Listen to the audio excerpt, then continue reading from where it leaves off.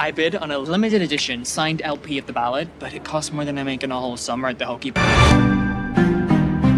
So the adventure continues with Agatha All Along. Circle sewn with fate unlocked by hidden gate. Jesus, this show is so freaking weird. One thing I will give it, it's not as bad as She-Hulk. But that's not saying much because it's just boring. And it honestly feels like it's made for people who are into like super indie Netflix shows that are more slice of lifey and nothing really happens. Come again? The Witch's Road. I want you to take me there. Please? So this guy wants Agatha to take him to the Witch's Road. I swear his character might as well be a decorative houseplant. He's styled like one. Seriously, honestly, what is the point of him? He's supposedly some kind of comic book character. Don't ask me which one, I don't care. But good grief, his only function seems to be as Agatha's personal pet. She even calls him that. He's just there to boost the confidence of the real witches around him, like a magical emotional support puppy. The road will give you the thing you want the most, if you make it to the end. And I can. I will. Road is no place for a kid. Since when does Agatha care about kids? Why would that even be an excuse for her? Isn't she evil? Road is no place for a kid. I'm 16. So does the road discriminate based on age? I mean, we could say it's no place for old ladies either, but, you know. And watch him be like her child or something that she lost. Or one of her victims whose parents she killed or something like that. Because there's gotta be drama later. It's either he finds out and he's disappointed in her and now he has to turn against her, or he knew the whole time and is just pretending to be her friend. Because with Disney... I don't know where you heard about the road, Books, the ballad, legend, lore. but it will kill you. Again, why does she care? Are we supposed to believe that the same witch who was super evil in WandaVision all of a sudden cares about some random stranger kid and whether or not the road kills him? Didn't kill you. Well, I'm exceptional. That's my point. Okay, so confession, I know an egregious amount about you. I've been obsessed since I first showed up in your Salem days. Ugh. This is exactly why I can't stand this character. Watch him be like super evil or super powerful at the end, and he was playing them all along or something. He's gonna like kiss everyone's twat just to make a point. People like that always freaking creep me out or concern me. Cause like you have no agency or you're actually super obsessed, which isn't in of itself concerning. Cause it's giving stalker. In your Salem days. One of my favorite you eras. It's a good one. It's why I came here last night. Why I saved you from the spell you were under. No, it was my pleasure. Well, if you've got the goods to break a spell cast by the Scarlet Witch. That means that he's supposed to be more powerful than you. She rightly asks him why he needs the road. He wants to be able to blast things and levitate and spew out beams from his fingers and whatnot. But if this guy can break a spell as ridiculously powerful as the one WandaVision put on the entire town, or you know, on a person, then shouldn't he already have the skills to handle everything else? But he just wants power? Yeah, I don't know. I don't have any idea how it works. Don't ask me. Again, Agatha says it's too risky because she totally cares about him, right? That makes zero sense. And isn't even remotely in line with her character until she sees a locket of hair that's probably someone she cares about or something. Or hates, who knows, but whatever. When she asks who he is, every time he tries to say his name, Agatha can't hear it. Who are you? My name is...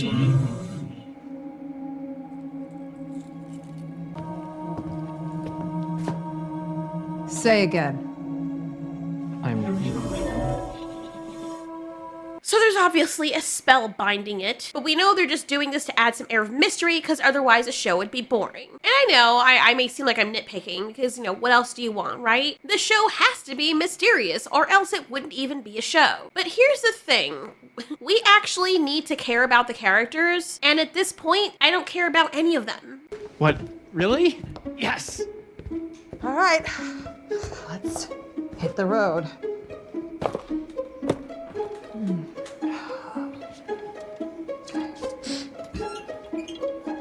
And this is not a car. Oh my god. First of all, unless she's driving a stick shift, which it didn't seem like she was doing, why would both of her feet be on both pedals? And they add in this very tame joke in here, and it just comes off very awkward. Like her believing that she's actually driving a car because, remember, she was out of her mind thinking that the reality she was living in as a policewoman was real. Here's my issue though, and that's why there needs to be a reform with comedy in Hollywood or something, because if you're truly delusional and in your mind believing this whole alternate reality, you know, is actually happening, then then why would you need all these random objects to sell the illusion? How did she even manage to find all these random objects and piece together this contraption to convince herself that she was in the car? And why would she even need to? I'm just wondering what the brain process is, because her mind already crafted that reality for her. I felt like they force-fed the scene in here of showing this makeshift DIY contraption with the steering wheel and little side mirrors and whatnot just for a laugh, but for me personally, it fell flat. And this is not a car. Okay, that's all right. That's totally fine. It's okay just to move on from this little thing. Oh, just what I was looking for. That's not funny. That was so painfully unfunny that I think I heard my spine crack. Is this for 3-year-olds or something? She would have walked towards the area and seen that that was not a car because, you know, she's not being tracked by the reality. And even if you want to complain that she's doing it out of habit, her walking in the room and seeing it would be like, oh, wow, I really had issues. It would have been funnier or would have made more sense if she walked towards the living room. First of all, she has a mental capacity now. She's no longer under the spell. So she would already walk past the room, not even walk in there, but walk past the room and see the steering wheel set up and be like, ooh, damn, I really wasn't it, wasn't I? Let's go this way. You know, that would have made more sense than her actually saying, let's hit the road and go sit down in the chairs with, oh my God, it's so cringe. Like, I feel like my teeth are setting on edge. You're driving.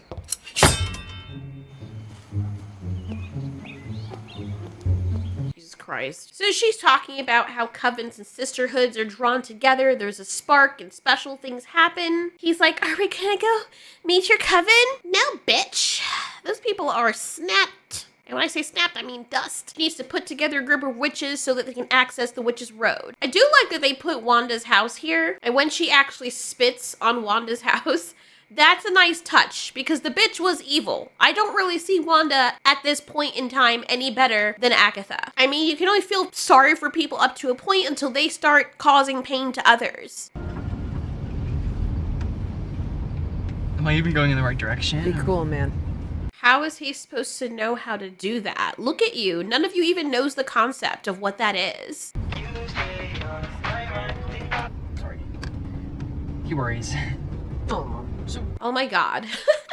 That is one of the most ham-fisted ways I've ever seen someone seriously try to portray that someone is gay in a story. It's like, just in case you missed it, guys, let's have this guy ooze it, but let's also have a close-up of his phone ringing, make sure people see that it's a dude, and make sure we see the abbreviation for freaking boyfriend. Who even does that? Like, if you're in a relationship, you usually just call them baby or their nickname, but whatever. Like, I rarely know people who have on their phone husband or girlfriend. They usually have baby. I don't have my husband in my phone as husband. I put him as ICE, and then I put my baby or my nickname for him, but it's just giving weird, bro. And then they say, let's leave it on there for a few seconds longer, and then have the guy say, I'm sorry, he worries. So it can be extra apparent that this guy is gay. That's as cringe as somebody with a black partner saying to someone else, how's it doing, my brother? How's it doing, my sister? You know, to make it extra obvious that they're dating a black person. A triple shift? I hear you, sister. Sister? Yeah, it's okay. My boyfriend's black. Here he is. See? I don't know, to me it just felt very forced and unnatural and almost insulting, and it's not like it adds anything to the story. I understand if it's not insulting to gay people, but it's insulting to me as the audience, and I'm cringing on their behalf. Because if a straight couple were to do it and they did the same thing, it would be just as over the top and cringy because of the way it's executed. Now. You think there's a real witch in there? See if she makes a secret handshake. I feel really optimistic about this. Oh my God, the acting is so bad. So they go into this person who's pretending to be a psychic, and then she puts on this very exaggerated southern accent that nobody would believe. And if it's one thing I will say about this actress is she's good at playing a really bad actress. Oh, thank you so much for seeing us. We are hoping for a miracle today. Oh, this is my boy, Buford. Oh, he doesn't talk much. He's got social anxiety. His daddy recently passed, and we miss him something awful. Nobody talks like that anymore, first of all. So Agatha tries to play this woman to see if she's the real deal, and the woman plays her back by getting absolutely everything wrong. You've been under the influence of another. Someone you hurt. They took your agency. For 3 years.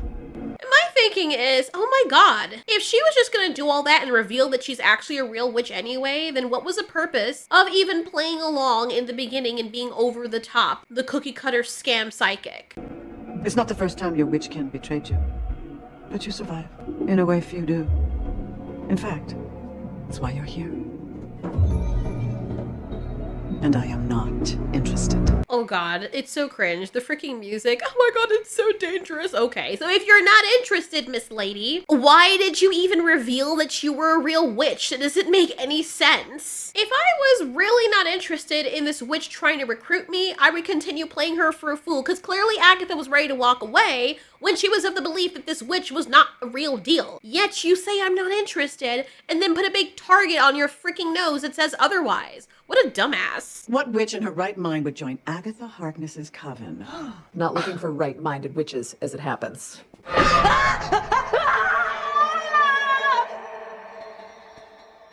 Looks like we came to the right place. Oh my god. Oh my god. This is so cringy. Oh, the cringiness is so overwhelming that I want to swallow my tongue and shit it out my ass. What is it? What, with these very on-the-nose grandma jokes? Oh my god, cause get it? She's not in her right mind, so we're gonna have her scream and make it very apparent that she's not in her right mind.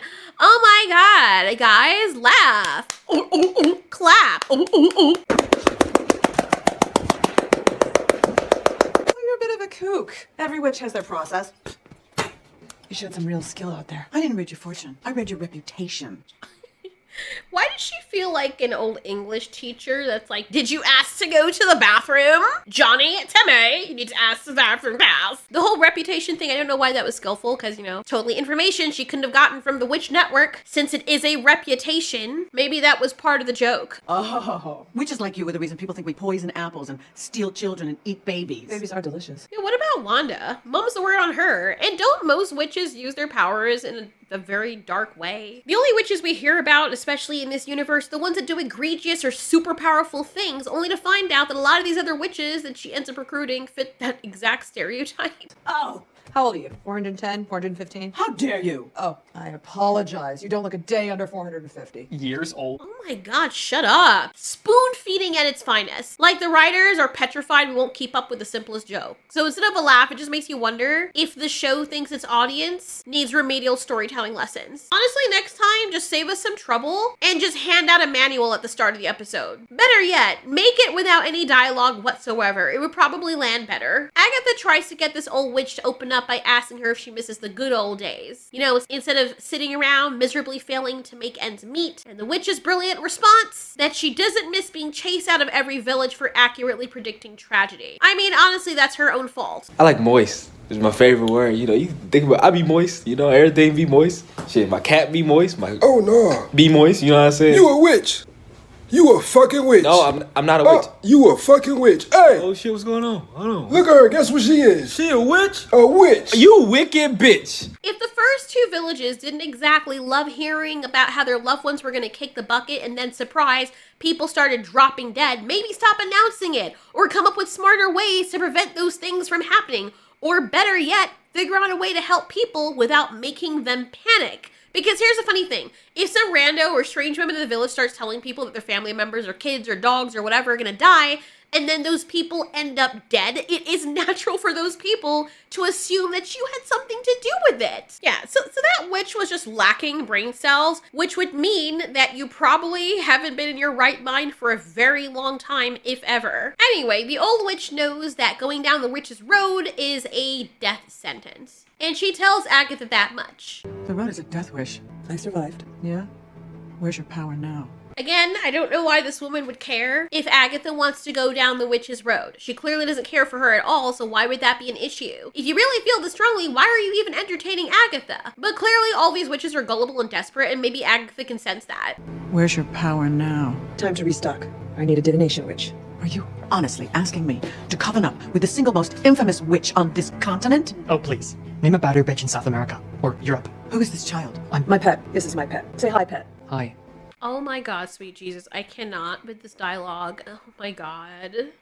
Why do they need different types of witches? Maybe it's like a Marvel thing because I thought that witches could conjure up spells and do whatever they want, but I guess they all have special occupations. There's just not a spell for divination. Is Agatha not able to use any power through spells either? Whatever. The old witch doesn't like the idea of Agatha expecting her to risk her life on the witch's road so Agatha can turn around and steal her power in the end, but oh, here's the twist. As Agatha says, she can't steal her magic unless the old witch blasts her with it. So she can't steal people's or other witches' magic unless they use their magic on her. Interesting. Fortunately for them, the old witch is taken over by some force. She starts writing, and it's a list of 4 names. Oh my god, team assemble! Agatha is at the top, and so is the old lady's name, and honestly, I don't care enough about any of these characters to remember their names. Agatha notices that she's being followed by weird animals, which is probably a witch or witches in animal's form. They're working or whatnot.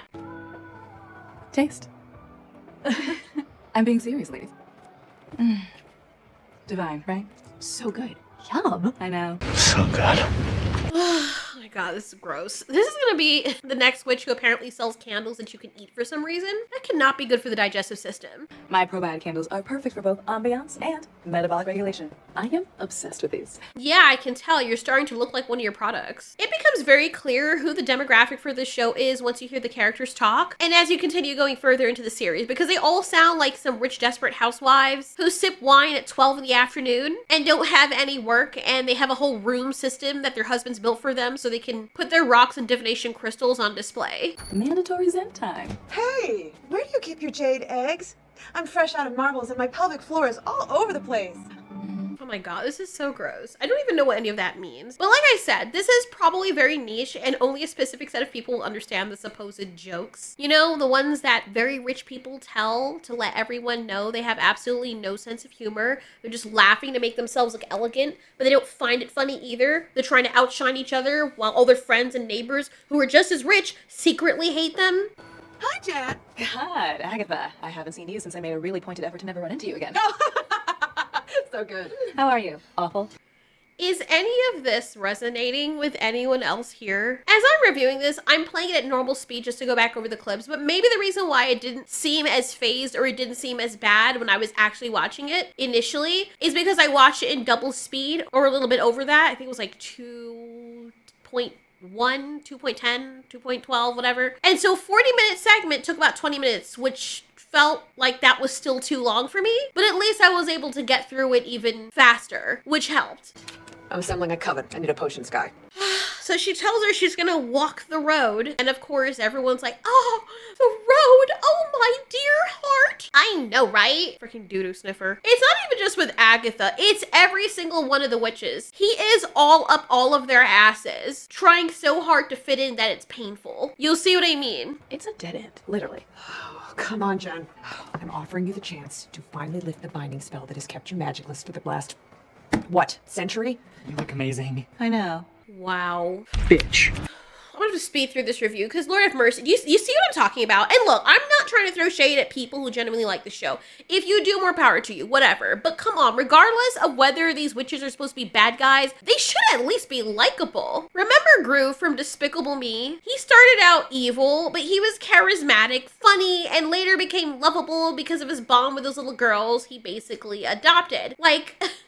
It was the point. It was like, okay, I'm a villain. I know I'm a villain. You're not supposed to like me, whatever. Even when we weren't attached to his character, he was still entertaining to watch. You know, interesante, holds your attention. Now compare this with these USA fly swatters, these characters in Agatha All Along. Not only are they dull and uninteresting, they're not likable, not charming, very unfunny, absolutely nothing. It's bizarre. It's painfully clear that I am not the target audience for this. Honestly, this doesn't even feel like Marvel, or maybe it does nowadays, who knows. But it feels more like Marvel for the deceased. If someone were on their deathbed watching this, they'd probably just give up and bite the dust to escape the torture. So the kiss ass tries to appeal by saying, oh my god, you're having all these legal troubles because you scammed a whole bunch of people. Fraudulent misrepresentation resulting in consumer injury. People needed skin grafts. Oh my god, what have you done? And then Agatha's all like, we never do well in courtrooms. Even though we have magic, we couldn't keep ourselves alive long enough to not get burned. Light feed. Oh, wait, so you're magically bound and you're about to get literally bound. None of this pedestrian drama would be an issue for a powered up witch. You think I haven't tried?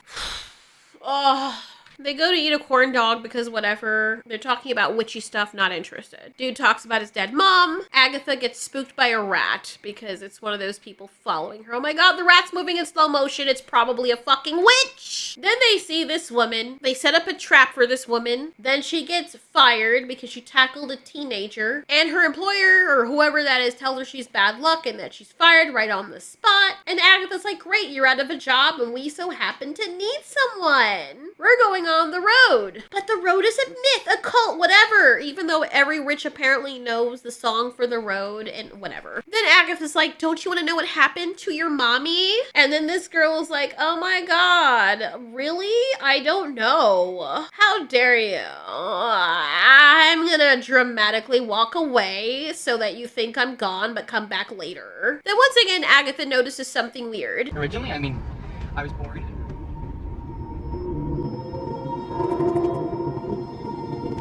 So she can hear him, but the captions did say he was born and raised in Eastview before it cut off, and we can't hear anything else about him. So she's either bound a spell so she won't know who he is, so she could forget about him, or what have you, but it's very obvious that he's connected to her somehow. Oh no, it's another freaking animal, and it's staring at me all weird. It's probably a witch.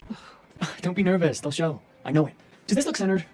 Let me see. Maybe if I just put it a little more to the other. No, leave it up. So they get everyone together. Of course, they all come. Weird how none of them ever thought about this before Agatha came along. Oh look, told you she'd be back. But what about the fourth witch? Something tells me it's the person who licked her palm and whose bong bong she's gonna be sliming later. She doesn't want her involved. And so she goes to the annoying garden lady. Mrs. Davis, dear. No, right. Mrs. Hart was what Wanda handed me. You know, my name is Sharon. And Agatha thinks that this is good enough. Let's just take an old crone woman who's just good enough to be a witch. And it's supposed to be funny, because while they're singing the song to open the door, that neighbor woman doesn't know what the hell is going on. And so it's supposed to be funny because she doesn't really belong there, right? Supposed to know this song.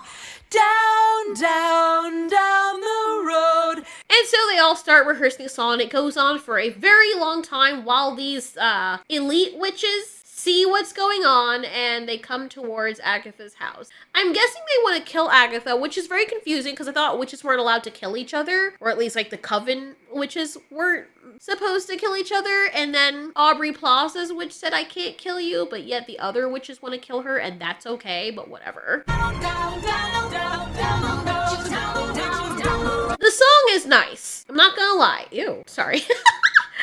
Damn, she's singing the fuck out of that song.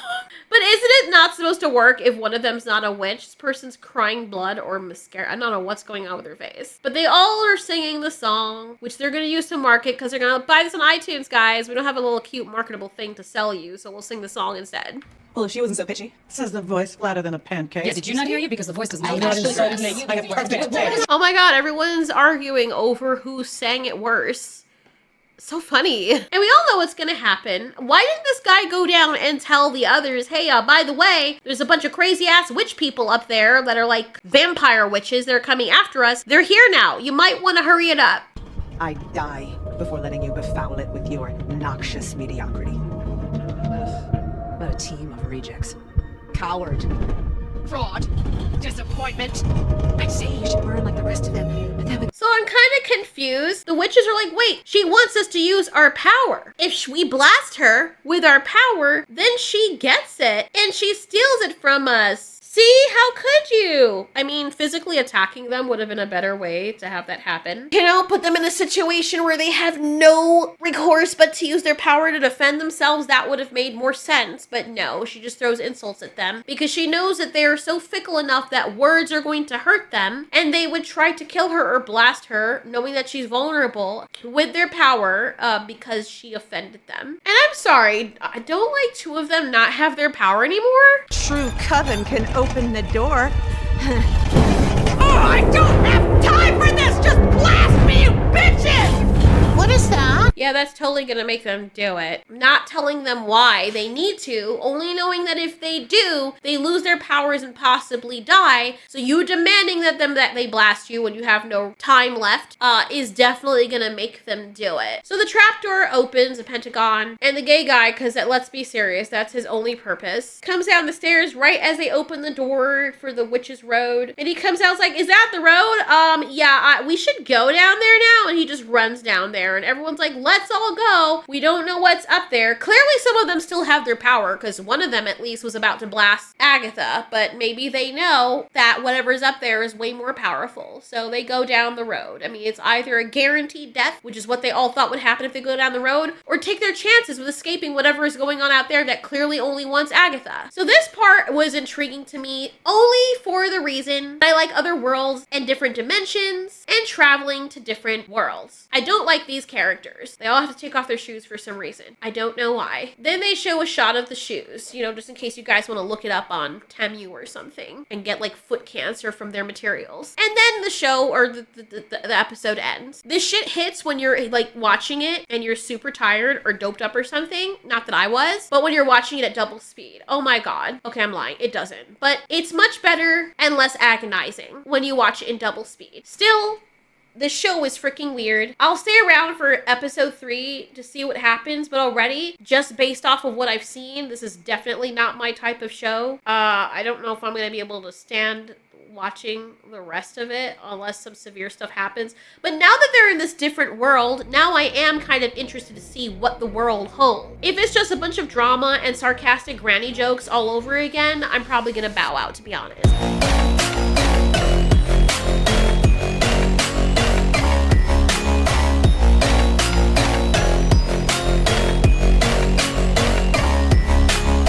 And you know this show is written by women when the first thing Agatha does to try and be funny is to make a joke about her vagina.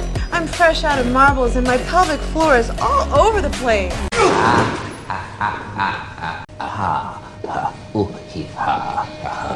I thought my jokes were bad.